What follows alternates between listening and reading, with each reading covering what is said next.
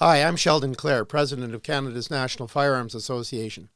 I wanted to talk to you today about an issue that's become rather hot right now, which is the use of the Liberals' Canada Evidence Act, Section 39, in protecting cabinet confidentiality of documents relating to evidence for the May 1st, 2020 Order in Council ban of some 1,500 different types of firearm.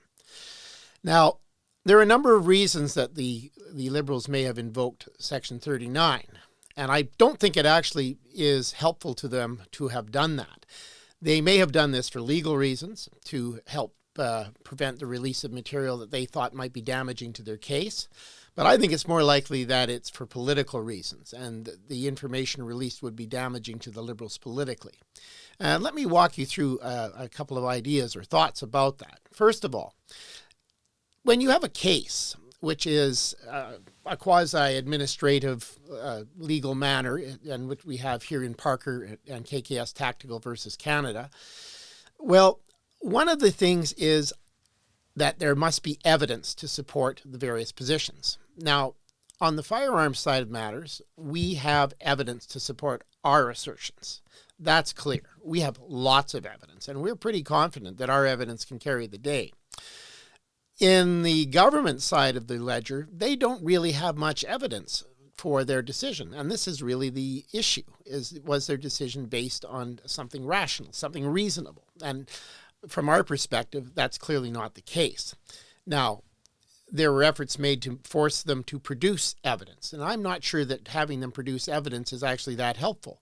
Because if they produce evidence, then they have evidence, and then a judge has something to hang his or her hat on in terms of making their decision. If they don't have evidence, and we have lots of evidence, well then, as they say, the weight of evidence supports our position. So it's not a bad thing that the government is not providing any evidence. In fact, that may well help our case.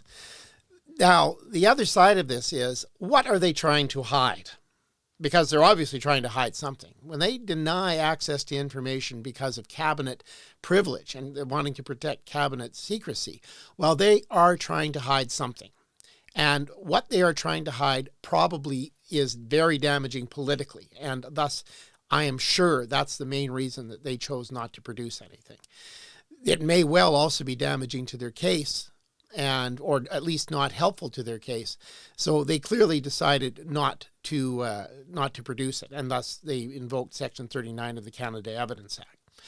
However, I don't think that the firearms community needs to be worried about it. I think the firearms community should be quite pleased with the effort going forward by the NFA in support of Parker and KKS Tactical versus Canada. It's Cassie Premack and KKS Tactical with her name change.